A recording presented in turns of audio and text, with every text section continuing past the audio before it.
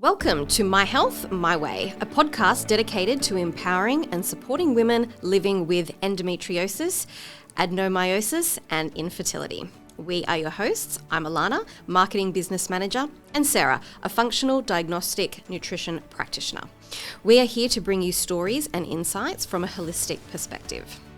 Our aim is to foster a sense of community to help you navigate the challenges and triumphs that come with these conditions.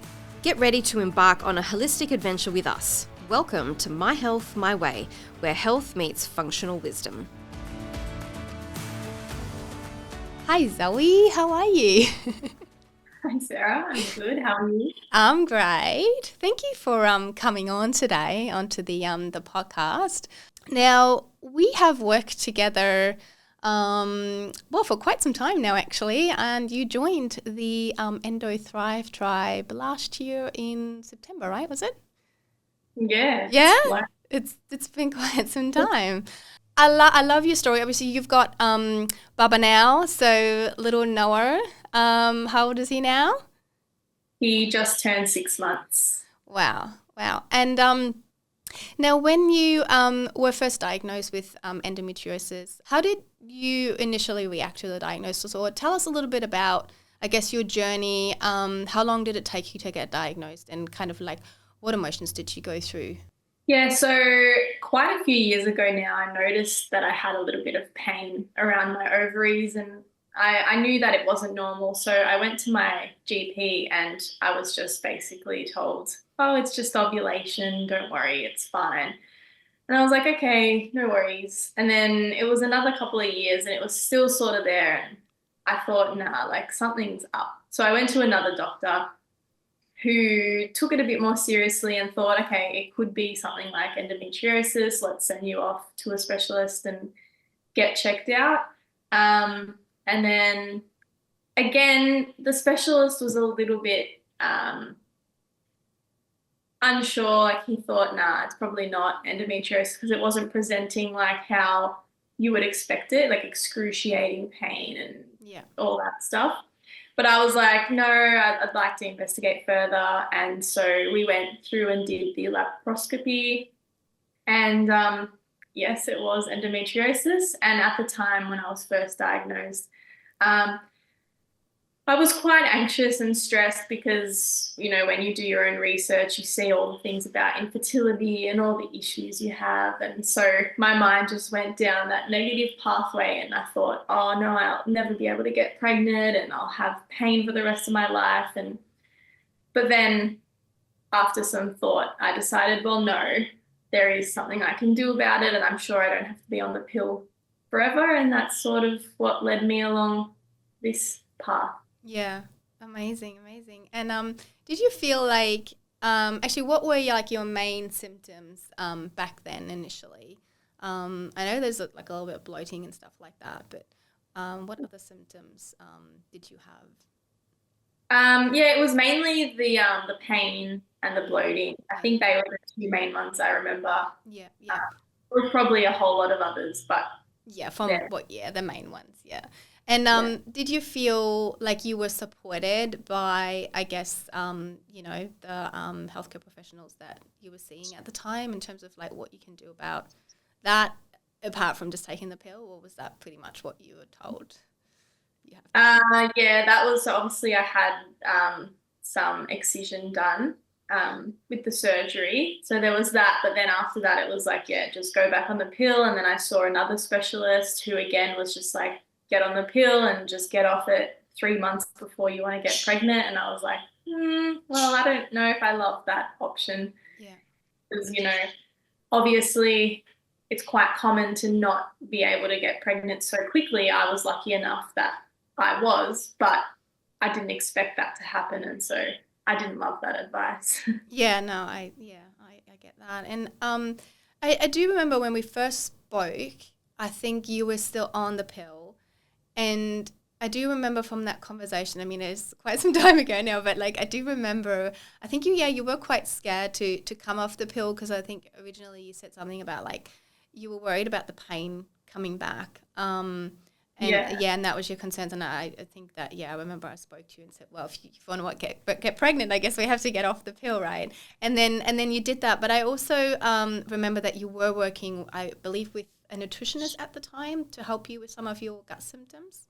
Is that correct? Yeah, I was working with someone else in the holistic area, and so yeah, I think when I spoke to you about coming off the pill, I was still with her, and then I worked off coming off the pill, and then came over to you, and I was scared for no reason because nothing really changed because I was already supporting my body and Yeah. doing all the things to make sure that that didn't happen, and Yeah. here we are. Yeah, I know. It's oh look, it's an incredible story, and I think it's really really important to hear for women with endometriosis that falling pregnant is absolutely possible. But obviously we have to support the body, right? And you've already been doing a lot of gut healing and trying to support your hormones, and that's probably really helped you with achieving the pregnancy and being less symptomatic. When you joined, what were your original thoughts as to I know that you already had achieved pregnancy, like you were 7 weeks pregnant when you joined the EndoThrive tribe. What made you decide to join the EndoThrive tribe? Well, your story was very similar to mine because I also have adenomyosis. Mm-hmm. And so that was a big part of it to see how far you had come and how you had changed your life. And um, yeah, I just wanted to work with someone who specialized in those conditions and who had experienced it themselves. So Yeah, yeah. No, I think, yeah, I get that. A lot of women actually feel like they can, yeah, they love the fact that I guess I can relate and I can understand, yeah, from, where they are and I guess the goals they have and really helping them achieve those. Now, when you joined the Endo Thrive tribe, just explain, I guess, to listeners, how was it experience? I guess working with me and yeah, overall the program, how do you find that? yeah, it's been amazing, as I've said in all my reviews and everything. You're such a kind practitioner, and you can tell the difference between someone that genuinely cares about their patients and I guess versus the Western medicine where it's just a one fix all for everyone and they don't consider the individual. And even just before joining with you, you send out this huge questionnaire, and I'm always telling everyone, look at all these questions. Like, does your doctor ever ask you all of this? Like, no. So much is done before you even join the program. And it's definitely a very different experience. So it's been amazing. Yeah. I've learned so much, all the information provided, and yeah, I know that you're always there to just help out, and it's really has helped. Obviously, I've sent a lot of people your way as well, and they've experienced the same things. Especially my partner, some things that he was dealing with for years, within 2 weeks were gone after working with you. So yeah, no, definitely, that's awesome. But also, well, I know actually your husband made the comment about the trophy to the most asked questions goes to Zoe. And I have to laugh because honestly, I always encourage it though, because I always say to clients, ask all the questions you want to ask. This is why, I guess at the end of the day, why you chose to work with a practitioner is, because you want to feel like you're supported. And, I guess a huge part of my program is education and really feeling like, I provide that educational support as well so that you have a better understanding of your body going forward. And so I never looked at it as, I guess annoying to some degree where people be like, oh my God, she's asking all these questions. I'm like, I said, no, Zoe just wants to learn, and I appreciate that because I think that's why you joined the program, right? And you did ask a lot of questions, but I always try and I guess, really answer them thoroughly so you have a good understanding. And you did that. And so I do hope that obviously you learned a lot and the results are only, still showing, I guess you are now, obviously 6 months postpartum. So how are you going now? Yeah, really good. I think even throughout the pregnancy, as I said, I didn't experience a lot of those symptoms that you hear about. And so that was, to me, I was kind of like, what's wrong? Because I'm not experiencing all these horrible things. But then looking back, I guess it's because I was supporting my body and I learned all that stuff from you. And even postpartum now, I'm still on my supplements and I'm still, you know, eating clean and cutting out all the toxicities and all that. So obviously that makes a huge difference. And I do want to also, I guess, add, and for the listeners to understand, you are definitely someone who has followed the program to a T. Like you definitely have, put the hard work into making those changes, to, looking at your diet and your environment and really worked at it. And, no, we didn't do it overnight. Obviously, you did it over time, but you did it. And I think that it just goes to show that, yeah, if you put these, steps in place and you follow the recommendations of the program, you can absolutely achieve long-term results. And you did that. So but I always say, you're the one that put the hard work in. At the end of the day, I provide the roadmap and I show you what we need to do, and then you need to do the work, and you did that. And so definitely well done. Well done. Before we jump back into the second half of our show, I would like to share how you can work with Sarah.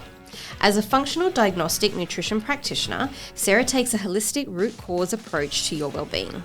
Say goodbye to merely treating symptoms and hello to uncovering the root causes of your health challenges. Sarah utilises cutting-edge functional testing to get to the heart of the matter and design a personalised plan just for you. Just remember, she's only a click away. You can connect with her on Instagram under NutriRoot_health for valuable insights, health tips, and a peek into the world of functional diagnostic nutrition. If you're more of an email person, drop her a message directly at sarah@nutriroothealth.com.au. That information will be in the show notes. Don't miss out on this opportunity to work with me, your dedicated health detective. Now let's dive back into the second half of our podcast. Stay tuned for more intriguing conversations. Now, in terms of, a bit of, your maybe mindset around, endometriosis and maybe some shifts that happened there or not happened there. I hope they happened. But I know that you initially also struggled with a little bit of like anxiety around, the negativity that is being spread around, us having to live with these symptoms forever, and, something new would pop up and you would feel kind of like anxious. How do you feel now? Do you feel like you are a little bit more in control than when you started or before you started working with me? Yeah, definitely now I'm not like, my whole world isn't like I have endometriosis. Like half the time I forget I even have it because like the symptoms are so under control now. And I definitely feel a lot better in that. And I don't feel like it's this horrible condition that's going to rule my life forever. Yeah, amazing. And in terms of your, relationship with food or self-care, how has that changed since joining the program? I know you were already eating healthy. Sorry, I should say that. You weren't like terribly unhealthy when you came to me, but like how did that change over the course, I guess, of, the last year? Yeah, no, I definitely, before eating anything, think about like what's in it and whether it'll be beneficial. Like obviously, I'm not 100% perfect, but I do my best to eat whole foods and eat as clean as possible, and think I'm more aware now of what I'm consuming, I think. And sometimes I do, get a little too into it and think, oh my God, like, no, I absolutely cannot have that, even with chemicals and all that. But then I pull myself back in and I'm like, no, we are doing well most of the time. And that's the main thing. Yeah, no, amazing. And I love that you said that, because I think that it's not truly about perfection. I actually think perfectionism can sometimes ruin the whole, experience of, really looking truly at our lifestyle and, our nutrition. It's not about perfection. I think it's more about the awareness piece, I guess, because when we're aware and we are educated around truly what's beneficial to us and what's going to continue, contributing to, symptoms, we are more likely to continue looking at, hey, should I be really putting this into my body, or should I really put this on my body, because it's only going to, increase the toxin load. And so I think it comes down to awareness and starting from there. Because if we're not aware, we're probably not going to really think twice about what we're going to put in our mouth. So yeah, it's not, and yeah, it's not about perfection. You all have days where, you know, we really don't have as much of a care factor maybe as on other days, but yeah, we don't have to be 100% perfect 100% of the time. Maybe say that if you can put your fire out to the degree where, you know, one bad day isn't going to inflame you like crazy, you know, it's going to ignite a huge fire, you're in a good position. And that means that, you know, you've got a wedding coming up and you're going to have a few drinks and you know that you're going to be fine. It's not going to, you know, cause a huge, you know, fire in you again, because we've really put that fire out long term. And that's really what it is about. Yeah.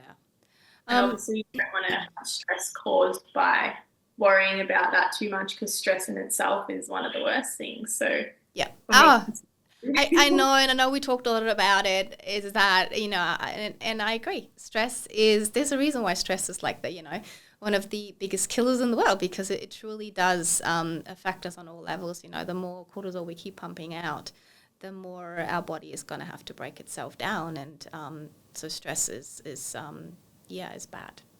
I mean, it's bad, but it also depends, I guess, I know we talked about this, is how we look at it sometimes. You know, yeah, it really does matter how we tackle things in life. Is it that we always, you know, look at all the negative things, or are we trying to concentrate on, you know, some of the positive sides too as well? Because I think when it comes to, you know, diagnoses like endometriosis and adenomyosis, with all the negativity around that, and especially when we look at what's out there in some of these support groups, it's very much like you are doomed for life. And I think that you can really get into the spiral of, yeah, there's just not much I can do, when in fact, when we can change our mindset around that, there is so much we can do. But it does depend on, I guess, what path we choose, because I guess, yeah, if you see your regular doctor, you're probably not going to get a lot of tools other than surgery and the pill and, you know, other hormonal treatment. Yeah, that's really what women are, being told, that's all there is, when truly there isn't. That's not all there is, but we know that. So in terms of, I guess, continuing on with your health journey now, even post pregnancy, and seeing, I guess, the strategies and everything that you've learned in the program, how prepared do you feel? Like, do you feel like I've got this, like, you know, you're feeling positive about it all and you're feeling control? Yeah, definitely feeling positive and in control. I think I have a lot more knowledge now, and obviously being one of your clients, I have the option to have follow-up consults as well, so I know that support's always there. So it'll just be an endless learning journey, and but I do feel like I'm in a good place, that I have a pretty good knowledge of everything at the moment, especially now to help apply it to my son and give him the best start. And yeah, I feel empowered to make sure, even though like sometimes I have to explain it to everyone else, because, you know, some people don't get it. I bet they don't. No. But look at you. Like, I honestly think that, I mean, at the end of the day, it doesn't really matter what anyone else thinks, or, you know, like, obviously, we take our health back into our own hands, and we do what we feel is right for us to make us feel better. I don't know why anyone feels the need to judge that, but the truth is we do get judged for it. That's the truth. Because it's almost like we're going against the norm, because it's like, I think we talked about this, almost more normal to have a drink than to not have a drink, right? Like, it's almost like you get looked up on more because you're not having that drink instead of just having that drink. You would get looked at more for, no, I'm not going to put that food in my mouth. I'm going to choose something healthier instead of just eating that unhealthy food, because that's what everyone else is doing. So it's like almost like you're going against the norm of, no, like, why would you be looking at the toxins that are in there? Like, just have it. Like, we all turned out fine, and I always think, like, do people not look around? We actually are not turning out fine. Like, most people are actually not fine. And I just think, where does that come from? Well, I turned out fine because I had all those things as a kid, and I'm like, but we're not fine. Most people are not fine. I'm like, it's like almost like we keep telling us these things, right? Like, oh, well, I'm fine. And it's like, are you really, though? Yeah, I think we're so used to feeling crappy Yes. that they don't remember what it's like to feel good. That's so true. It's very, very true. Most people just, think that the way they feel, that's just their new norm. It's like, that's how you feel. Yeah, And and then that's why it's fine. yeah, exactly. They're fine. Yeah. So I guess what would you say to anyone else out there, maybe sitting on the fence contemplating on whether they should join the EndoThrive tribe? If there's a couple of things that, you could say to them, what would that be? I would say definitely just do it, because what have you got to lose? And That's so true. Nothing. Nothing. you can only gain, and I think Sarah is definitely someone you should work with, because she cares, and just do it. Yeah, absolutely. Definitely. Thank you so much for coming on today and having this chat. And I absolutely love your story, and I think it's very inspiring to hear for other women as well, what can happen if we truly support the body. Love it. Love your work. Thanks for having me, and it was my pleasure. Thank you so much. And I'm sure I'll talk to you soon. Okay. Bye, Zoe. And that's a wrap for today's episode. We hope you enjoyed the enlightening discussions and insights. If you're ready to take charge of your health journey and unravel the mysteries of endometriosis, adenomyosis, and infertility, don't forget to connect with Sarah on Instagram at nutriroot_health, or shoot her an email at sarah@nutriroot.health.com.au. That will be in the show notes as well. Remember, your health is an ongoing journey, and I'm your detective, ready to help you crack the case. Stay tuned for more exciting episodes, and until the next time, take care of yourselves.